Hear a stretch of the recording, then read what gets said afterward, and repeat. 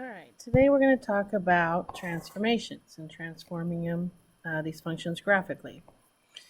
All right, so translations. Let C be a positive real number. Then the following transformations result in translations of the graph of y equals f of x. Anything that happens inside parentheses is happening to the x variable. And here's the way I look at it. Think of this as your crazy ex, like your crazy ex-girlfriend, your crazy ex-boyfriend, all right? They're crazy. So anything that's normal, they do opposite. So this is why when you're subtracting C, you would think that would be left, but it's with your crazy ex, so it's actually going to go right, C units. And if you add something to x inside parentheses, it's actually going to go left by C units. If it's outside of parentheses, then it happens to the y variable, and y is normal. So if they add C on the outside of parentheses, that's going to go up because these are vertical translations. Okay, anything inside starts with it's a horizontal something. Okay, so whatever's happening is happening horizontally. If it's outside parentheses, whatever's happening is happening vertically. Therefore, if you add C, you're going up C units. If you subtract C, you're going down C units. And they just picked a couple of our basic functions. This was the cubic function, and this one clearly they took x cubed and they moved it 1, 2, 3 units to the right, which would make it x minus 3 cubed. This would be the original. This would be the transformation. Call it g of x. Okay. Same with this one. They used the mother function of absolute value. And here they moved it 1, 2, 3, 4 units down. So I would have to, outside of the brackets, put minus 4 to go down 4. All right, so it says name the mother function, describe the translation, then sketch a graph. We do not have to do these perfectly graphs. We're just sketching graphs. So the mother function is going to be the absolute value function, which is at 0 and makes a v. This says my transformations, the positive 4 is going to shift it up 4 units. So I describe the translation. Now I sketch a graph. So 1, 2, 3, go up 4 units and draw it again. And there's your new one. All right, and if you look graphically, we did it right. All right, so we've got to name the mother function. Well, I see a square root, so mother function is y equals the square root of x, which we know looks like that. And again, I'm just making rough sketches. This says I'm going to go 3 units left, and this says I'm going to go 2 units down. So if I take this point and I go 1, 2, 3 units left and 2 units down, and then I redraw it, there's my transformation. All right, and you can see there's mother, and there's my new one. All right, so again, mother is going to be the square root function, which looks like this. And this says go 5 units to the left. So 1, 2, 3, 4, 5 units left. Redraw it, check it on the graph, and there you go. Okay, if we look at this one, the mother function is going to be the absolute value of x, which starts at 0 and does a v. This says I'm going to go 8 units to the right. And this says I'm going to go 5 units down. So if I go 8 units right, that puts me over here. 5 units down, 1, 2, 3, 4, 5. That puts my vertex right there. Redraw it, and there's your transformation. Yeah? And again, you can check it graphically. All right, so this one you don't have to graph or anything. I just want you to describe the transformation. Hit pause. Come back when you're ready. And hopefully you got left 5. It's inside parentheses, so it's going to go the opposite. That would indicate right 5, but it's with your crazy x, so it's left 5. And you can see there's mother, and there's the new one, 5 units left. Okay, describe this translation. Hit pause. Come back when you're ready. And hopefully you got right 2 up 3. This is inside. It's not parentheses, but that radical acts like parentheses. So that would be 2 right. This is outside the square root, so that's going to be up 3. And sure, if we graphed it, there you go. All right, so how do you translate the graphs of functions? Well, if you have plus c, that's going to go left c. If you have minus c inside, that's going to go right c. If you have add c outside, it's going to be up c. And if you subtract c, that's going to be down c. Complete sentences, please. All right, stretching and shrinking these things. When you do stretching and shrinking, this comes from multiplication. Right, left, up, and down comes from addition and subtraction. Multiplication results in stretching and shrinking this. Okay, for your horizontal, I do not like the way that they explain this. Basically, when you have y equals inside parentheses, okay, whatever that value is, if this is bigger than 1, okay, you're going to get if c is bigger than 1, you're actually going to get a shrink. I don't like looking at it like this because you guys don't like fractions, you hate them. So just, if this is bigger than, if this is bigger than 1, it's going to be a shrink by 1 over c.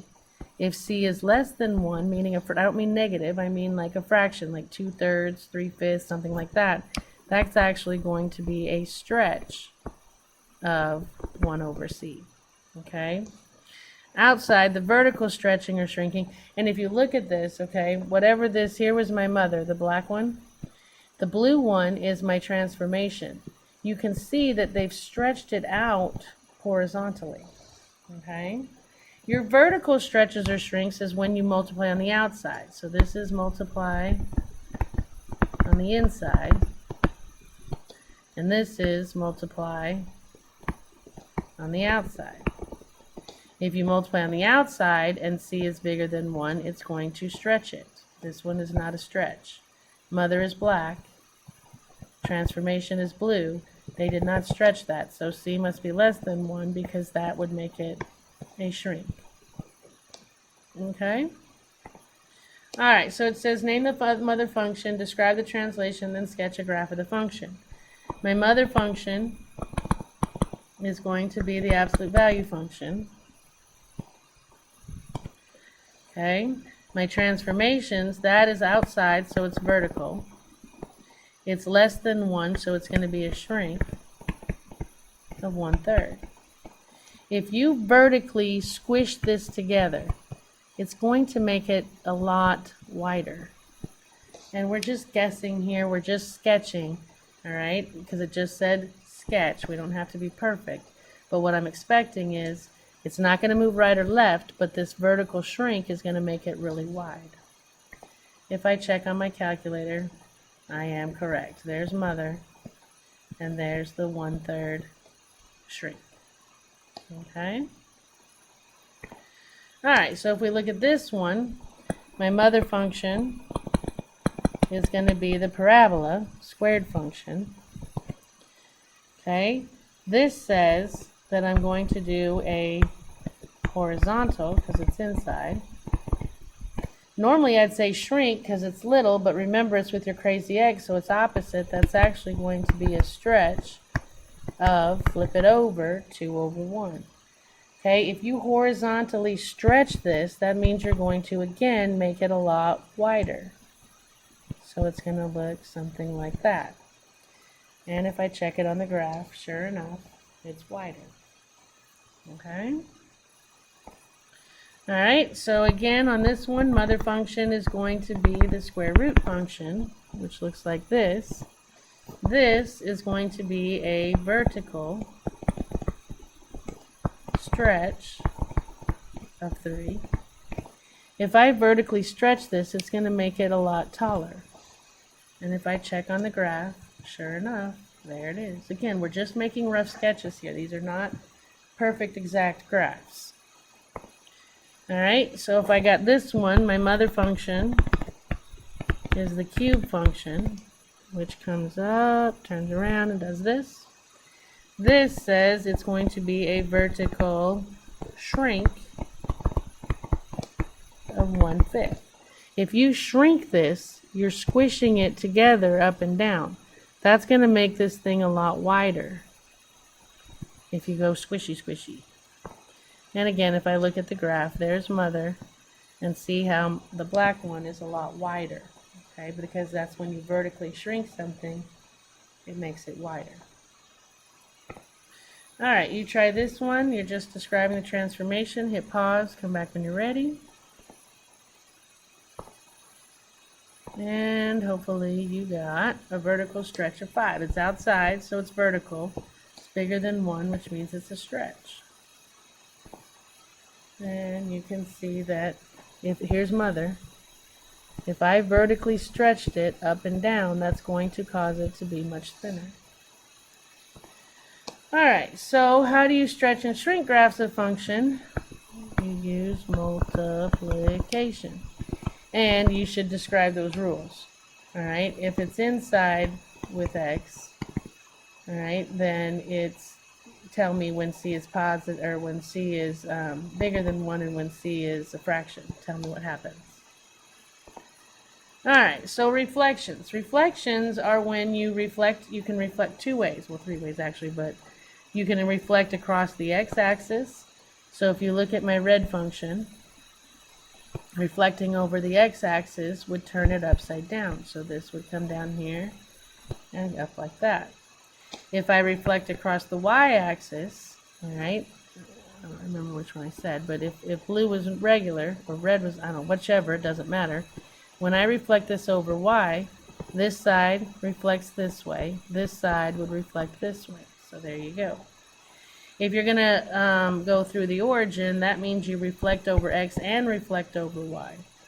And the way you do that algebraically is you multiply your y term by -1 and divide your x term by -1.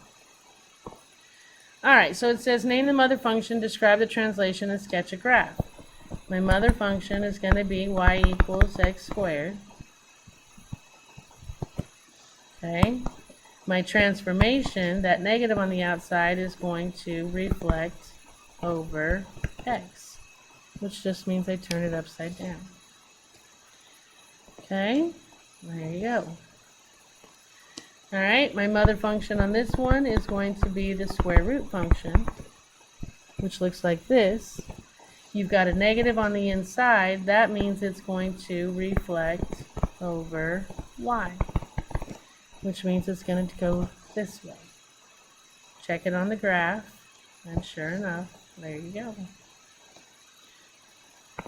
Alright, you describe the transformations on this one. Hit pause, come back when you're ready.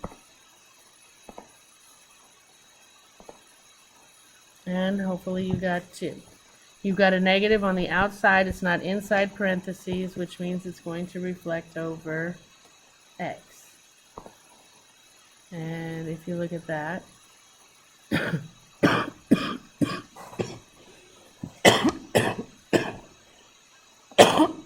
excuse me, I typed this in and it looks like I got 2 parabolas. So I split it up so that you could see.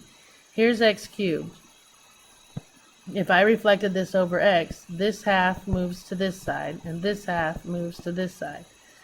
Okay, so you get this picture, which when you put it all together looks like 2 parabolas, but that's not what it is.